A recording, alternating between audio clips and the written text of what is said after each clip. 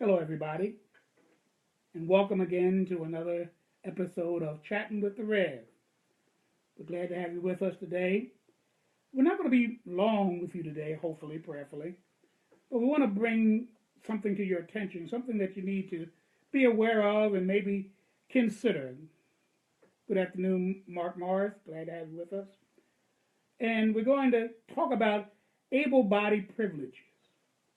Able-bodied privilege.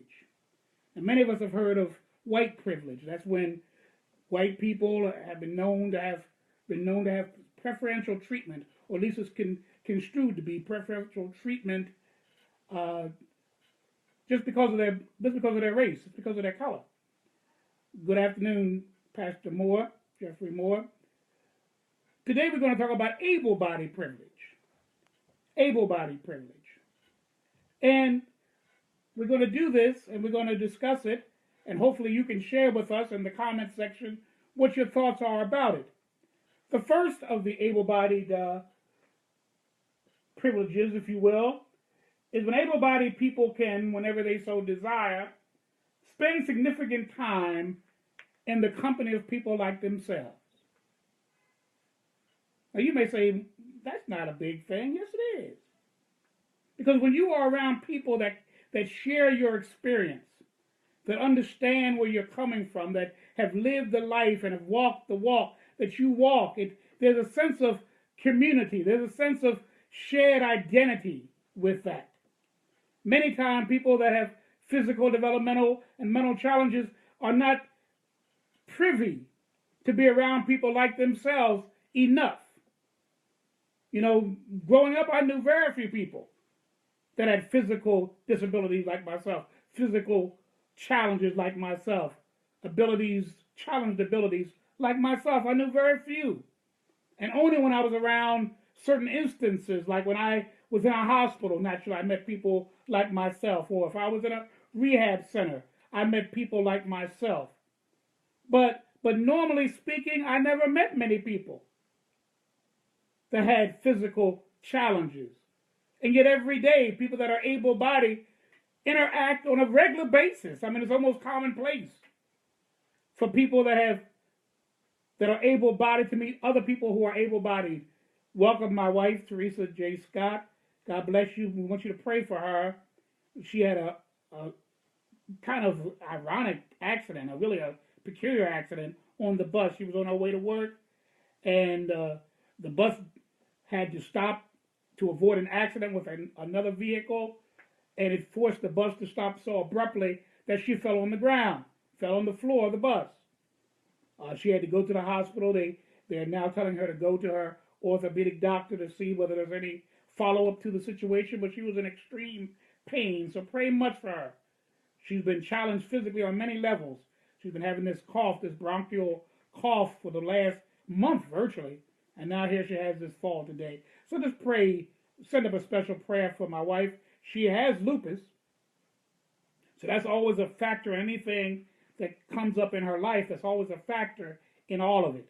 I want to acknowledge my nephew, Christopher Broach. So getting back to the point, the able-bodied privilege. The first is that able-bodied people can share on a regular basis with people like themselves. People that can identify, people that can relate to their own experiences. We as physically, developmentally, and mentally challenged people oftentimes don't have the opportunity to be around folk like ourselves that can identify with the situations and the circumstances of our shared lives. The second is able-bodied people can relocate to any home that they choose without first considering whether that home is accessible to people with challenges of ability. They don't have to ask whether you have a ramp, whether you have this or that, not even a luxury, that necessity, like bars on the tub and other things. They don't have to inquire about that. They just go in if they can afford it. If they can get into the home, they get into the home without any problems. Yet it's an issue with people that have disabilities, people that are has challenged abilities. There's an issue with that. My wife and I, we've been married for 17 years, and every time that we consider or contemplate or even have to move, the first question is it accessible? Is it accessible? Can my husband go in and out of the location easily? Are there any steps? Are there ramps? Are there elevators? What conveniences do you have that can accommodate his special need? That's always a factor. I don't care whether you're a millionaire or whether you're living in a project home. It doesn't matter. The first question is always, do I have access to that location? Able-bodied people don't have to worry about that. And so that's a privilege of being able-bodied. I don't have to worry about whether I can get in and out of a home that I want to purchase or that I want to rent. That's a foregone conclusion. I can get in and out of that house. The third is, if an able-bodied person needs to use public transportation, they can do so without any difficulty, even if it means you have to stand. Now, if you have a physical disability, a physical challenge, you cannot stand long. So if I have to go from one part of town to another part of town, I live in the city of Philadelphia. There are miles and miles between, let's say, West Philadelphia, where I live, and let's say the Northeast. Sometimes that takes an hour or two, and I'm still in the city. Now, I'm in a wheelchair, so you know I can't stand, but there are many people that are on crutches. There are many people that are senior citizens. There are many people that are challenged that they cannot stand that long. An able-bodied person doesn't have to worry about that. If I can get on easily. I don't have to have any special apparatus. Now, in my town of Philadelphia, I can get on buses, but I can't get on trolleys, because trolleys don't have the ramps that will allow me to enter into that trolley. So I have to be careful of where I go and the way by which I get around. I was talking to a pastor friend of mine in Harrisburg who wants me to come up to a conference on November the 11th and 12th, and I had to write to him and remind him, I'm in a wheelchair. I can't get around. I have to make sure that the hotel has accommodation. I have to make sure that the church has accommodations. I have to make sure that there's transportation from one location to another. That's never a consideration for an able-bodied person. They may want to know how much it's going to cost, but I have to worry about that too. So just because I'm disabled don't mean they're going to give it to me for free. I have to worry about the cost, but I have to worry about so much more than just the cost. Number 4, able-bodied people can turn on television or go to the movies when confident in knowing that they will always see another able-bodied person represented.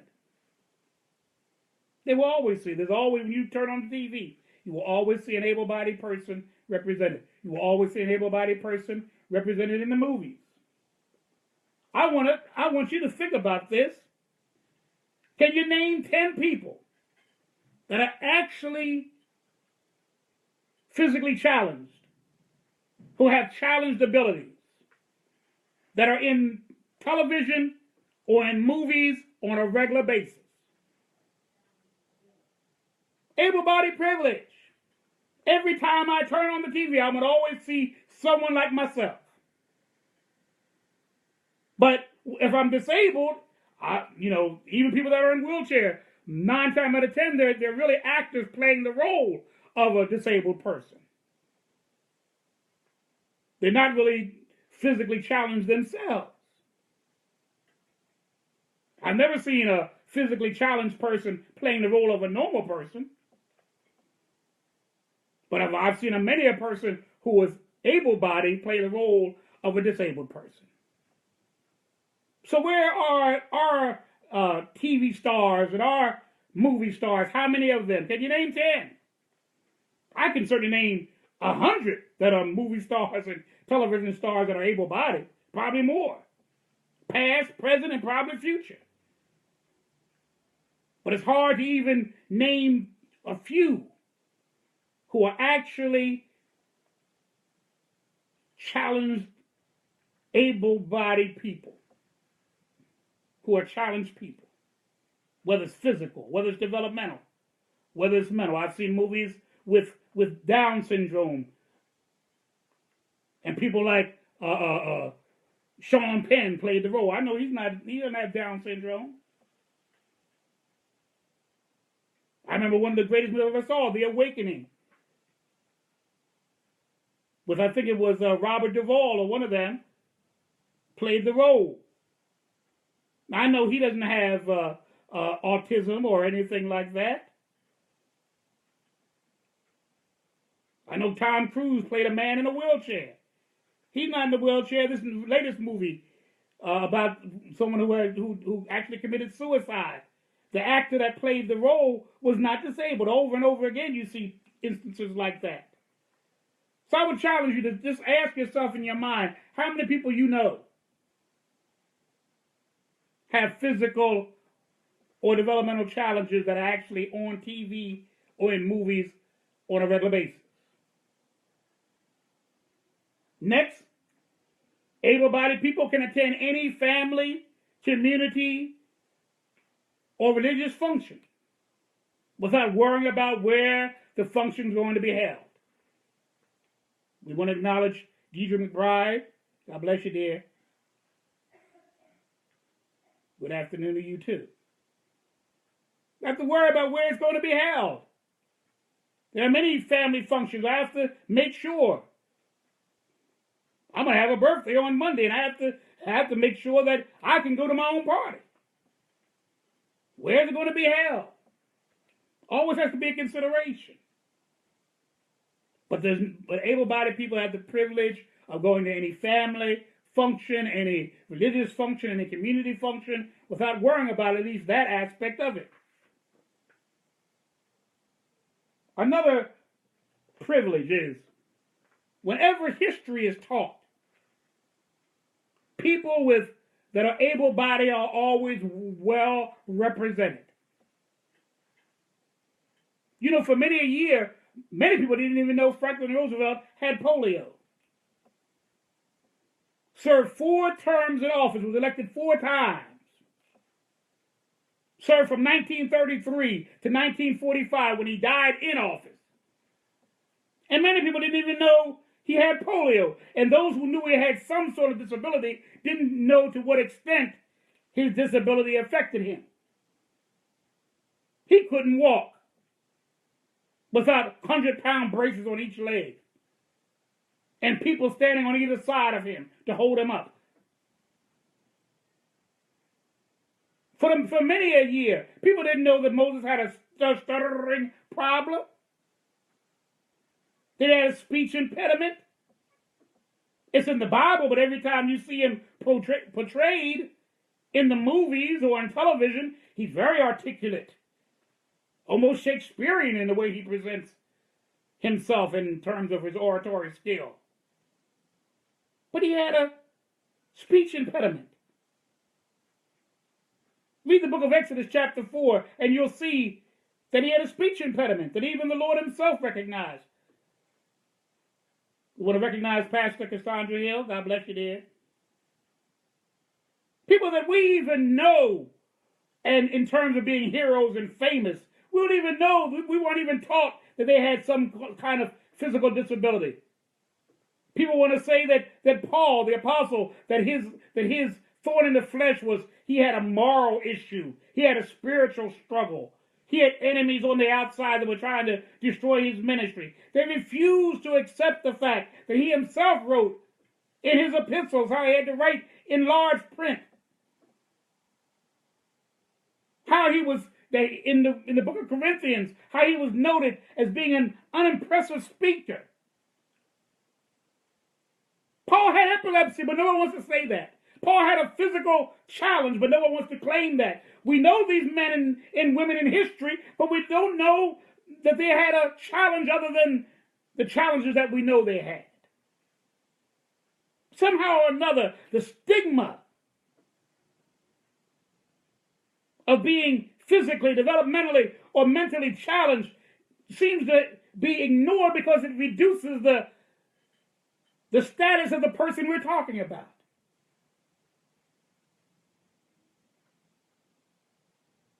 Now we all know that Franklin Roosevelt got us out of the Depression. Everybody knows that. Everybody knows that Moses led the 9 million Israelites out of Egypt. Everybody knows that Paul wrote most of the New Testament. But we don't know about the physical challenges that they had because people don't want to talk about that. It diminishes them somehow in the minds of people. Able-bodied people have the privilege of not having to worry about that.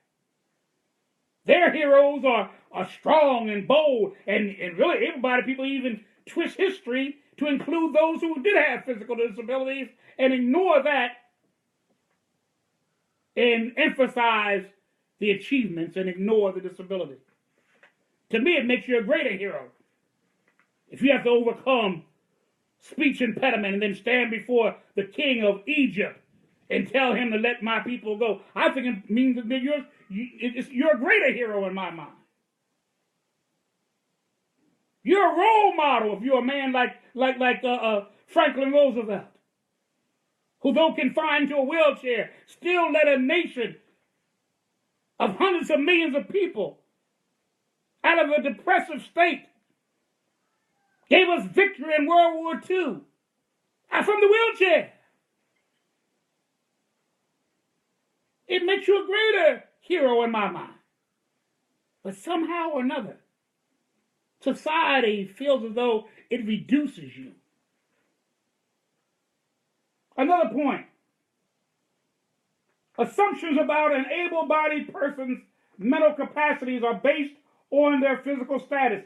That's never the case with able-bodied people. Their mental status is never tied into their physical status. Disabled people, I'm in a wheelchair and you talk to me like I'm a baby. I'm in a wheelchair, you think I can't understand, so you'll talk to my wife instead of me. As though there's something wrong with my mental capabilities as well as my physical disability. Good afternoon, Evangelist Beverly Whiteside. God bless you. Glad you're with us. The ninth point. People who are considered able-bodied can swear, they can dress any old kind of way, they can even be in a bad mood. And it's never tied into their having a disability. She's in a bad mood.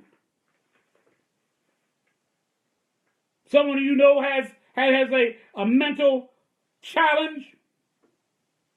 They get in a bad mood. The first thing you said, they go that paranoia. They're spazzing out. They're schizoid. Tying it automatically to whatever disability they may have, in particular mental disabilities. They can't have a bad day. It's always tied into their ability or disability in this case. Always tied into everything they do, every gesture they make. If they dress funny, I mean, it's not the latest fad. It's something wrong with them. You know, they'll be whispering. There's something a little wrong with him. That's why he dressed like that. Someone else can dress like that. It's a new fad, new style. Everybody starts adopting it. I remember I think it was a little group called Crisscross, young boys. They start wearing their clothes inside out, and before you know it, everybody was wearing their clothes inside out. If someone who had a mental challenge would have done that, they would have said they're crazy, they'd throw them in an institution. Able-bodied privilege. If an able-bodied person is hired, promoted, or fired, he never wonders, or she never wonders whether it has something to do with their physical, mental, or developmental condition. They never even wonder about that. They know it wasn't because of that. Every time parents buy their children comic books and picture books and doll babies and figure soldiers and other things like that. Action figures. It's always representing 9 times out of 10.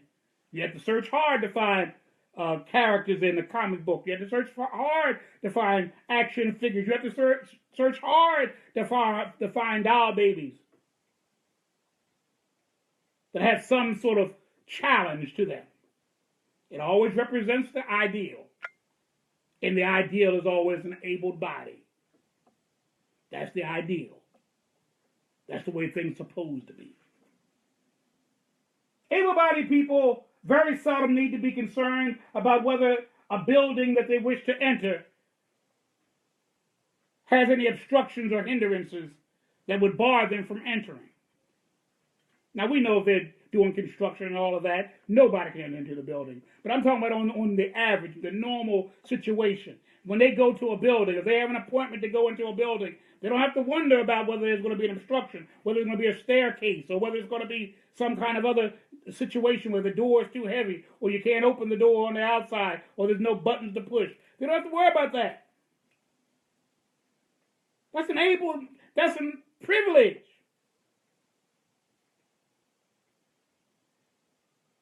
That's a privilege. Another privilege is that able-bodied people, because they rely on their legs, they don't ever have to worry about whether their battery is going to die out, which means that they can't go from point A to point B. They don't have to worry about charging this and making sure this is okay and their equipment is okay and all of this. They don't have to worry about that. It used to be, and still is, in terms of racial privileges, that you couldn't go to certain schools. You couldn't live in certain neighborhoods. You couldn't go to certain universities. You couldn't hold certain jobs unless you were one race and weren't the other. That still holds true in many instances today, but just as true is able-bodied privilege. We have to get away from showing partiality toward anybody and include everyone in everything. Well, that's our show for the day. Remember, able-bodied privilege should be like any other preferential treatment of one person versus another. Should be ignored, gotten rid of, and totally turned around so that everybody is embraced, everybody is included, and everyone is privileged just by being a human being. Remember, we're back with you on Friday with another episode of our program. We're also going to be on Blog Talk Radio beginning tomorrow. And we have a YouTube channel as well. You can find it by just going to your browser at YouTube and typing in G. William Scott. Subscribe to the channel. View the channel. Enjoy the channel. It's made for you, with you in mind. Many of the topics we talk about are not just limited to people with disabilities, but they can be included in anyone's life to a certain degree. We talked about people with disabilities and able-bodied privilege today, but many of the programs we've talked about in the past can reach beyond your physical disability, but the challenge we each must face. Remember also that my wife has a program on Friday evenings at 7 o'clock on Blog Talk Radio. All you have to do is contact her through her Facebook page, which is Teresa Jeanette Scott on Facebook, and she'll have all the information. You can go to my page as well, Gerald Yeshua Cares Scott, and get all the information both for my programs and also my wife's programs. And let us know what you think about the program, not just mine, but my wife. Just put in your comment section what you think about it, what we need to talk about. If you have any suggestions, if you have any ideas about topics we need to talk about, we invite you to do that. Our Tuesday program will be about disability issues, but it'll also be about other issues as well. We'll be dealing with current events on Tuesday. We'll also be dealing with spiritual matters. We'll be having Bible studies and other things on that Tuesday a session at Blog Talk Radio. And on Blog Talk Radio, those who are familiar with it, you know that you can actually get online and we can have a discussion one-on-one while we're live on the program. So we're trying to expand, hopefully, prayerfully. One day we will actually have a television program. And we're looking to that. We're praying for that. We know God's going to open up a door for that. But in the meantime, we're going to use the vehicles that are available to us. Keep us in your prayers as we keep you each in our prayer. And may you have a wonderful day. Remember, God is not through with any one of us yet. In fact, He's just begun. God bless you. See you soon.